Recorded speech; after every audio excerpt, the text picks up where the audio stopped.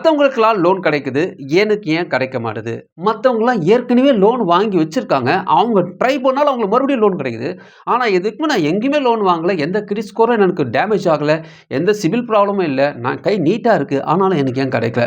வணக்கம். GK with JK channel மூலம் வரவேற்கிறேன். லோன் தரக்கூடிய பேங்குகள பத்தியும், ஆப்புகள பத்தி ரிவ்யூஸ் நம்ம பார்த்துட்டு வரோம். அந்த வரிசையில இன்னைக்கு நம்ம பார்க்க போறது என்னன்னு பார்த்தீங்கன்னா, நெறைய பேருக்கு வந்து லோனே கிடைக்கல என்று கமெண்ட்ஸ்ல சொல்லியிருந்தாங்க. இந்த கமெண்ட்ஸ் செக்ஷன்ல நீங்க போய் பார்த்தீங்கன்னா, நெறைய பேர் இந்த விஷயத்த சொல்லியிருப்பாங்க. "நீ சொன்ன லோன் ஆப்ல எதுவுமே எனக்கு கிடைக்கல ப்ரோ" நெறைய பேர் சொல்லியிருப்பாங்க. அதே நேரத்தில ஒரு சிலர்லாம் பார்த்தீங்கன்னா, "எனக்கு ஆல்ரெடி ஒரு 4 ஆப்ல லோன் இருக்கு. ஆல்ரெடி ஒரு பர்சனல் லோன் போயிட்டுருக்கு. எனக்கு எக்ஸ்ட்ரா பணமும் தேவைப்படுதுன்னு" அவங்களோட கமெண்ட்ஸ் சொல்லியிருப்பாங்க. இதில கவனிக்க வேண்டிய விஷயம்னா, இவங்களுக்கு இவ்வளோலாம் கிடைச்சு பணம் தேவைப்படுது. ஸோ அது வந்து அவங்க கிடைச்சிருக்கு. ஆனா அவங்களுக்கு ஒரு சிலருக்கு அது கூட கிடைக்காம இருக்குது. ஏன் இவங்களுக்கு கிடைக்கல? அவங்களுக்கு ஏன் கிடைக்குது? இந்த விஷயம் தான் நம்ம தெரிஞ்சுக்க வேண்டிய விஷயம். அதுக்கு சில ட்ரிக்ஸ் இருக்கு. ட்ரிக்ஸ் சொல்றத காட்டிலும் சில விதிமுறைகள்லாம் இருக்கு. அத அவங்க அழகா யூஸ் பண்ணிக்கிறாங்க. ஒருவேளை உங்களுக்கு லோன் இதுவரைக்குமே கிடைக்கலன்னா, அந்த வீடியோ முழுசா பாருங்க. உங்க கிரெடிட் ஸ்கோர் நல்லா இருந்தும் உங்களுக்கு கிடைக்கலாம்னு பாருங்க. இல்லாட்டி கிரெடிட் ஸ்கோர் ரொம்ப மட்டமா இருக்கு. எனக்கு இதுவரைக்கும் எங்கேயும் லோன் கிடைக்கல. இப்ப நான் என்ன பண்ணா எனக்கு லோன் கிடைக்கும்? அப்படி ஒரு சூழ்நிலை இருந்தாலும் இந்த வீடியோ முழுசா பாருங்க. கண்டிப்பா யூஸ்ஃபுல்லா இருக்கும். 5,00,000 வரைக்குமே லோன் தேவைப்படுறவங்களுக்கும் லோன் ஆப்ஷனும் இருக்கு. ஸோ 2த்தையும் நம்ம டீட்டெயிலா பார்க்க போறோம். அதுக்கு முன்னாடி ஜேகே வித் ஜேகே சேனல் இதுவரைக்கும் நீங்க சப்ஸ்கிரைப் பண்ணி பக்கத்துல பெல் ஐகான் பிரஸ் பண்ணி ஆல் ஒரு ஆப்ஷன் கிளிக் பண்ணுங்க. இது போல நீங்க செய்யும்போது நாங்க அப்லோட் வீடியோஸ் உங்களுக்கு பிடிச்சுமாக்கும். இந்த வீடியோ உங்களுக்கு பிடிச்சிருந்துச்சுன்னா ஃப்ரெண்ட்ஸுக்கு ஷேர் பண்ணுங்க. தெளிவா லைக்குதுன்னா மறக்காம லைக் பண்ணுங்க. இந்த வீடியோல நம்ம 5,00,000 வரைக்குமே லோன் தரக்கூடிய ஒரு லோன் ஆப்பை ஃபர்ஸ்ட் நம்ம பார்த்துடலாம். அதுக்கப்புறமா மத்தவங்களுக்கு லோன் கிடைக்குது. நமக்கு ஏன் கிடைக்க மாட்டுது? அப்படி கிடைக்கிறதுக்கு என்ன செஞ்சா கிடைக்கும்? இது நம்ம தெரிஞ்சுக்கிறது ரொம்ப முக்கியமான விஷயம். இது பெரிய விஷயம்லாம் இல்ல. அவங்க 5 ஆப்லயும் லோன் கிடைக்கும். பர்சனல் லோனும் கிடைக்கும். பெரிய இன்கம் இல்லைனா கூட இதெல்லாம் அவங்களுக்கு கிடைக்குது. அவங்க என்ன விஷயங்கள் செய்றாங்க? இத நம்ம தெரிஞ்சுக்கிறது ரொம்ப முக்கியம். ஸோ அத பத்தி நம்ம அடுத்து பார்க்கலாம். ஃபர்ஸ்ட் நம்ம பார்க்க போற லோன் ஆப் யாருன்னு பார்த்தீங்கன்னா, ring loan app. Ring loan app இப்ப பார்த்தீங்கன்னா, கிறிஸ்ட் லோன் ஆப்போட இணைஞ்சு இப்போ லோன் தர ஆரம்பிச்சுட்டாங்க. கிறிஸ்ட் லோன் ஆப்ப பத்தி ஆல்ரெடி நெறைய பேருக்கு நல்லாவே தெரியும். KISHHTன்னு இருக்கும் அந்த கிறிஸ்ட் ஆப். கிறிஸ்ட் ஆப்போட பெரிய விஷயம் என்னன்னு பார்த்தீங்கன்னா, அதாவது அ முறைசாரா தொழிலாளரா இருப்பாங்க இல்லையா? அவங்களுக்கான ஒரு ஆப் தான் அது. எல்லா விதமான பேங்க் ஸ்டேட்மெண்ட் இல்ல, சேலரி ஸ்லிப் இல்லாதவங்களுக்கான ஒரு லோன் ஆப் தான் இந்த கிறிஸ்ட் ஆப். இந்த கிறிஸ்ட் ஆப் இப்போ ரிங் ஆப்போட சேர்ந்து இப்போ லோன் தராங்க. இந்த ஆப்ப நீங்க Play Storeல போய் டவுன்லோட் பண்ணீங்கன்னா, ஓப்பன் ஆனோனே பார்த்தீங்கன்னா, அலோவ்ஸ் கேட்குது. நீங்க அலோவ்ஸ் கொடுத்த பிறகு கெட் ஸ்டார்டட் ஒரு ஆப்ஷன் நீங்க குடுத்துட்டீங்கன்னா, மொபைல் நம்பர் கேட்குது. ஓடிபி வருது. ஓடிபி குடுத்து முடிச்ச பிறகு get easy schedule free power loan up to 5 lakhs போட்டிருக்காங்க. அப்ளைன்னு ஒரு ஆப்ஷன் வருது. ஸோ அது இங்க குடுத்துட்டீங்கன்னா, easy and quick loan up to 5 lakhs ஒரு ஆப்ஷன் வருது. ஸோ அதில என்ன விஷயங்கள் கேட்குறாங்க பார்த்தீங்கன்னா, 4 ஸ்டெப்ஸ் குடுத்துருக்காங்க. பர்சனல் டீட்டெயில்ஸ் கேட்குறாங்க. உங்களோட name, father name, email address, உங்களுடைய உங்களுடைய பான் கார்டு நம்பர் இதெல்லாம் கேட்குறாங்க. ஆஃபர்ஸ் காட்டுறாங்க. ஸோ ஆஃபர்ஸ்க்கு முடிஞ்ச பிறகு டிஜிட்டல் கேஒய்சி. ஸோ உங்களுடைய ஆதார் கார்டு, பான் கார்டு நம்பர நீங்க போட வேண்டியிருக்கும். போட்டாவே அது வந்து வெரிஃபை பண்ணிடும். ஆட் பேங்க் டீட்டெயில்ஸ் இதுதான் நீங்க கொடுக்க வேண்டியது இருக்கும். லெட்ஸ் ஸ்டார்ட் ஒரு ஆப்ஷன் வருது. அது நீங்க கொடுத்த பிறகு பெர்மிஷன்ஸ் கேட்குது. பெர்மிஷன்ஸ் நீங்க கொடுத்துட்டீங்கன்னா, ரீட் அண்ட் அக்செப்ட் ஒரு ஆப்ஷன் வரும் கீழ. அது நீங்க கொடுத்த பிறகு 3 விதமான அலோவ்ஸ் கேட்குது. அலோவ்ஸ்லாம் பார்த்துட்டே கொடுங்க.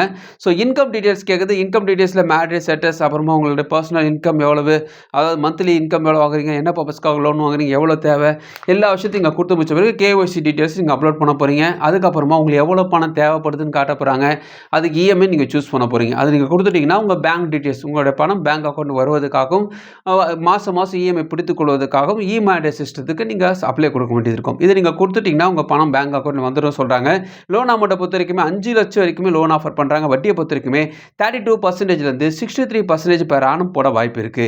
இஎம்ஐ பொறுத்தவரைக்குமே 60 மாசம் இஎம்ஐ அதிகபட்சமா குடுக்குறாங்க இவங்க.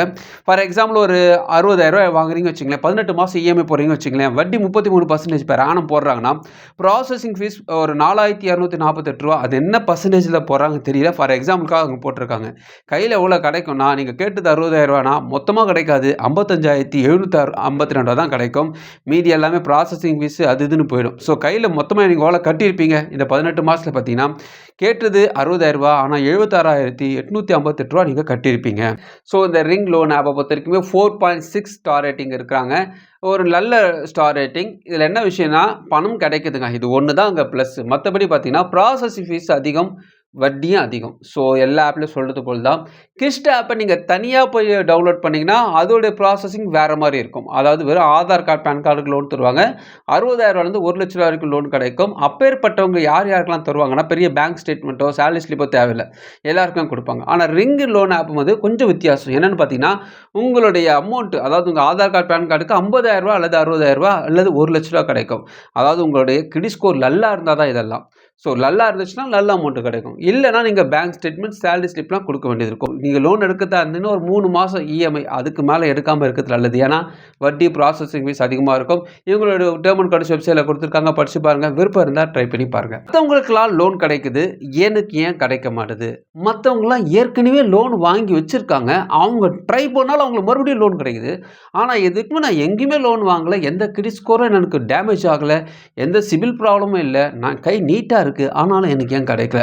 ஸோ இந்த விஷயங்களை சொல்றதுக்கு முன்னாடி ஃபஸ்ட்டு இதுக்கு ஒரு சிம்பிள் கான்செப்ட் இருக்குது. என்னென்னா, நீங்கள் வாங்கக்கூடிய சம்பளம் உங்களுடைய பேங்க்கில் கிரெடிட் ஆகணும். இது முக்கியமாக பார்ப்பாங்க. ஸோ சிபிலில் பொறுத்த வரைக்குமே உங்களுடைய வருமானம் பேங்க்கில் கிரெடிட் ஆகணும். 1.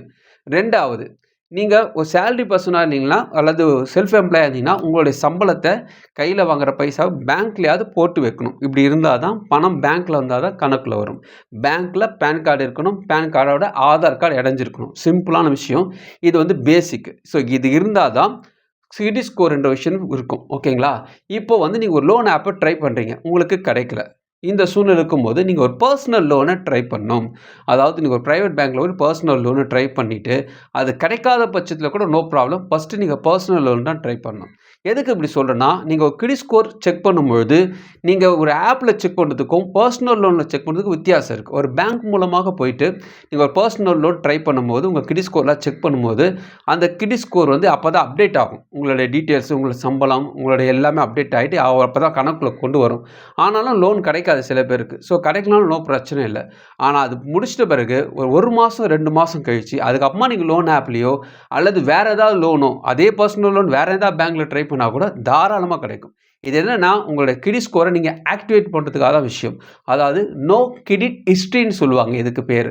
ஸோ கிரெடிட் ஹிஸ்ட்ரி இல்லாதவங்களுக்கு கிரெடிட் ஹிஸ்ட்ரியை நீங்கள் உருவாக்கணுங்க. இதுதான் விஷயம். சரிங்க, நான் வாங்கிட்டேன், எனக்கு பணம் இப்போ தேவைப்படுது, ஆல்ரெடி எனக்கு ஒரு லோன் இருக்குது, இப்போ எனக்கு எக்ஸ்ட்ரா பணமும் தேவைப்படுது, என்ன பண்ணலாம்? மற்றவங்க என்ன பண்ணுறாங்க? இந்த விஷயத்தை நம்ம தெரிஞ்சுக்க வேண்டிய விஷயம். இது நல்ல விஷயத்தை சொல்கிறது காட்டிலும் இதில் அவங்க செய்யக்கூடிய முக்கியமான ட்ரிக்ஸை மட்டும் நம்ம தெரிஞ்சுக்கணும். அதாவது ஒரு 3 லோன் ஆப்பில் லோன் வாங்கி வச்சுருப்பார். ஒரு கிரெடிட் கார்டை ஒருத்தர் வச்சுருக்காருன்னு வச்சுங்களேன். அவர் எப்படி லோன் வாங்கியிருப்பார்னா, 5ஆம் தேதி ஒரு லோனு அவர் இஎம்ஐ கட்டுற மாதிரி இருந்துச்சுன்னா, அடுத்த லோன் அவர் இஎம்ஐ கட்டுறது என்ன பண்ணால் ஒரு 10 நாள் தள்ளி கட்டுற மாதிரி இன்னொரு லோன் வாங்குவார். அதே போல் 15ஆம் தேதி. ஸோ ஓகேங்களா? ஸோ 15ஆம் தேதி ஒரு இஎம்ஐ கட்டுற மாதிரி இருந்துச்சுன்னா, அடுத்தது 25ஆம் தேதி ஒரு இஎம்ஐ கட்டுற மாதிரி வாங்குவார்.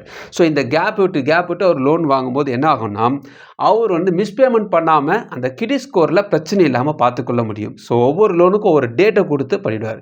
கிரெடிட் கார்டை இந்த மாதிரி தான் பண்ணுவாங்க. 5ஆம் தேதி ஒரு பேமெண்ட்டை கட்டி முடிச்சிடுவாங்க. முடிச்சு 2 நாள் கழிச்சு மறுபடியும் அந்த கார்டை ஸ்வைப் பண்ணி அந்த பணத்தை எடுத்து 15ஆம் தேதி பேமெண்ட் பண்ணி அதை கடனை அடைச்சிடுவாங்க. ஸோ இந்த வேலையெல்லாம் செய்வாங்க. இது நல்ல விஷயமா கெட்ட விஷயமா கேட்டிங்கன்னா, இந்த வேலை தான் நிறைய பேர் செஞ்சிட்ருக்காங்க. இந்த ஃபீல்டு தான் இப்போ ஓடிட்டுருக்கு.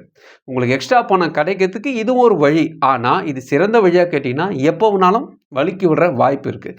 அதனால் அவனுக்கு கிடைக்கலையே, எனக்கு ஏன் அவங்களுக்கெல்லாம் கிடைக்குதே, எனக்கு மட்டும் ஏன் கிடைக்கல அப்படின்னு சொன்னீங்கன்னா, அவங்க பெரிய ரிஸ்கில் இருக்கிறாங்க. சமாளிக்கக்கூடிய திறன் இருக்கவங்க சமாளிச்சிட்ருக்காங்க.